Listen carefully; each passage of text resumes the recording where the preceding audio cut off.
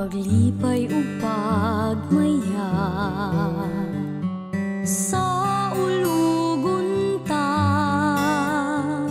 ang grasyang gihatag sa Dios pagahandumon ta, gasa gihatag niya sa unang mga Kristiyano. Ang batang Jesus ang tunay niyo, tinubdan sa pagtuo. Atong isang iyaw ang pagtuo ni Kristo,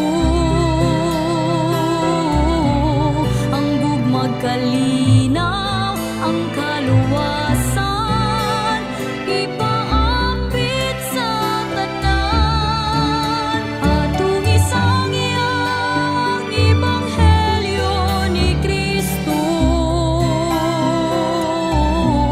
ang Diyos nung kaluoy pagkamaayo, niya kanatong mga Cebuano.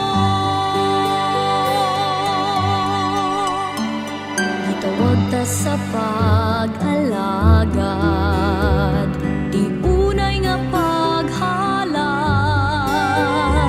sa kinabuhi nga balaan, gikan sa amahan. Maria mong inahan, sa pagtuo ikaw sumbanan.